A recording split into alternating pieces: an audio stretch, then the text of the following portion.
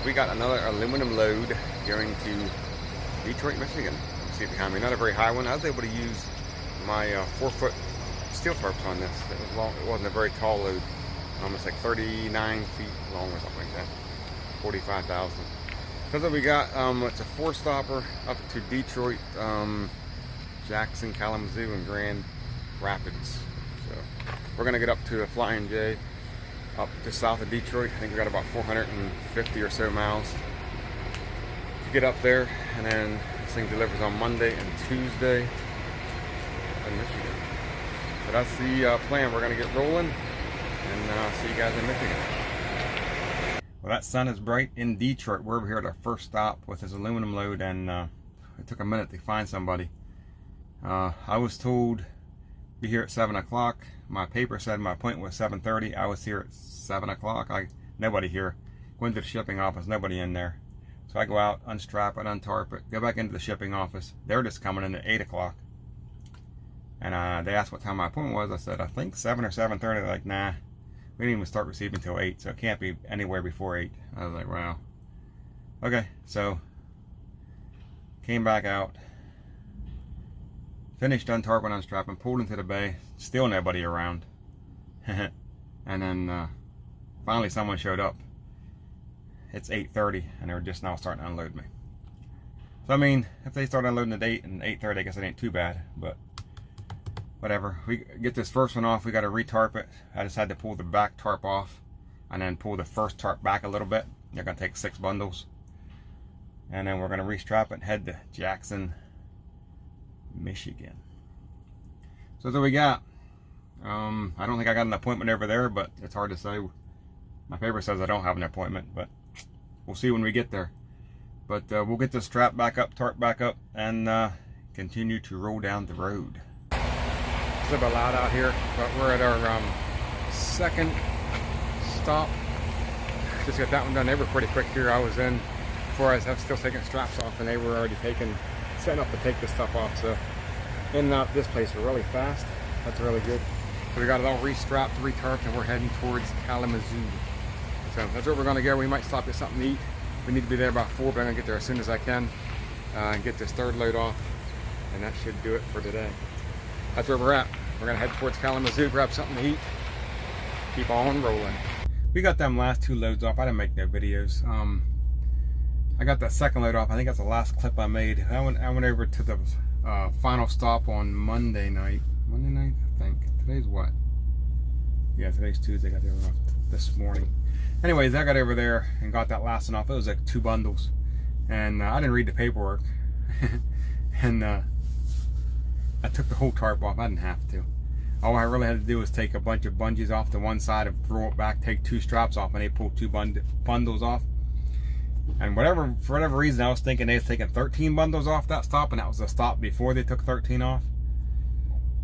So I took the whole tarp off, rolled it up, took the plastic, rolled everything back like I did on the load before, took all the straps off, like 6 or 7 straps, pull in there, and they pulled two bundles off. I said, okay, you're good. And I was like, what? And I looked at the paperwork. I'm like, you dummy. So I end up having to retarp and restrap. That section I didn't have to. Like I said, I could have got away with like 3 straps coming off and just taking the tarp and just pulling it back, because it was just on the side and it was like 10 feet long, if that. Just 2 bundles. Anyways, till I got that done, I was wore out. I went down the road, found the truck stop, got some food to eat. Woke up this morning and went over and got the last section of that stuff off. I didn't make no videos this morning. It was pouring raining when I went in, and I couldn't really do anything until I got in the building. Then I got in the building and I had to unstrap and untarp inside the building, and there was other trucks coming in, and I didn't really have time. So that load's done. We got that done, and now we're over here in Ann Arbor, or just east of Ann Arbor on 94.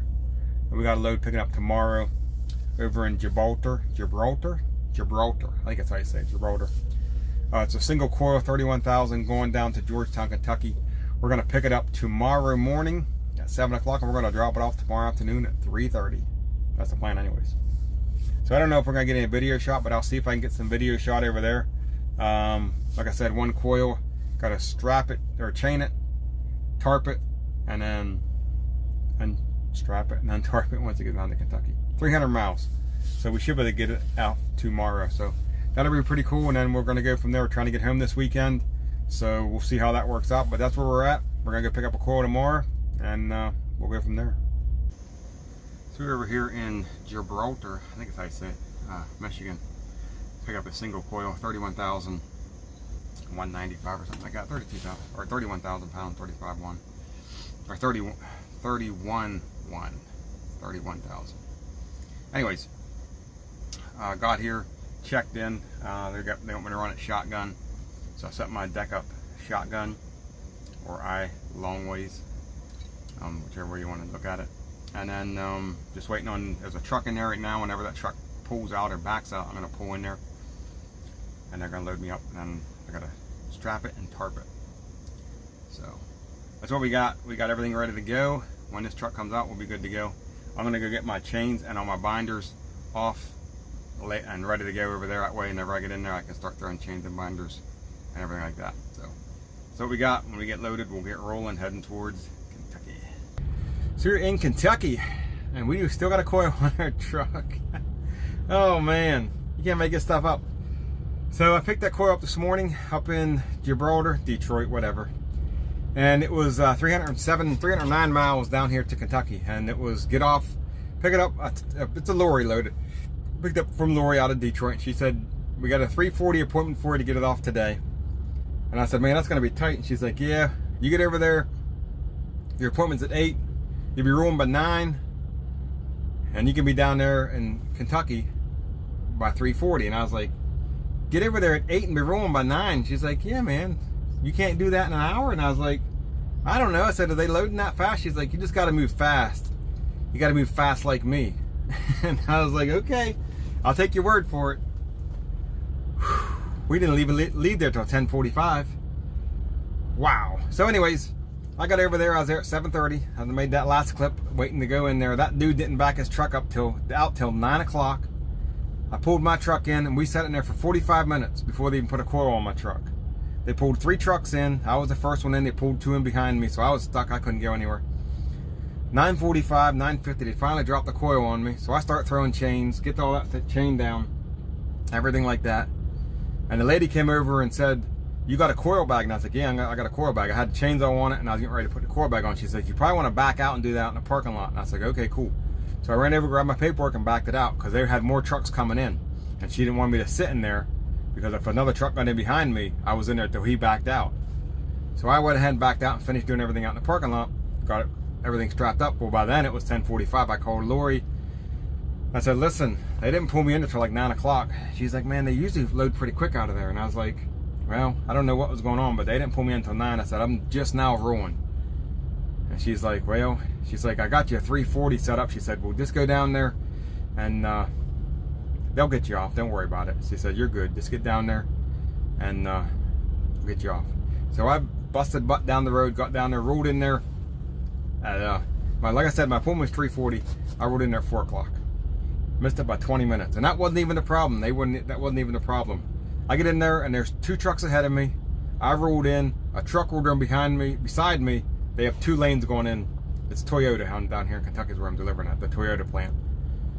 And then a truck rolled in behind me. There's 5 of us sitting in line, and we sat there for an hour. And it was, like I said, I got there at 4. It was 4:45, 4:50 till they let the 2 trucks in front of me go in. Well, I thought they left them go in anyways. I pull up to the thing to hand in my paperwork, and they're like, we're not unloading any coil trucks tonight. All the coil trucks got to leave. There's no coil trucks being unloaded. I'm like, well, what's going on? He's like, I don't know what's going on, but we're not unloading anything. And I was like, so what am I supposed to do? He's like, go over to the pilot. I said, okay, cool, I'll go to the pilot, but when am I getting my coil off? He's like, I don't know. I said, well, I got an appointment to get it off today. I need this thing taken off. He's like, go to the pilot. And I was like, okay, when I get to the pilot, what do I do? He's like, I don't know. I said, do I need to call someone? He's like, I don't know. I said, how do I get another appointment? He didn't know nothing. He didn't know anything. So while I'm sitting there, you see all these trucks pulling out. And they sent every coil truck out. There was 5 or 6 that was back ready to get unloaded. They sent out. They didn't unload them. The 5 that was sitting in line with me, the 4 that's sitting in line with me. So there was 9 trucks that basically just left to go to the pilot. So I was like, man, what the heck? So we're over here at the pilot. I don't know what's going on. No one knows what's going on. I called Lori.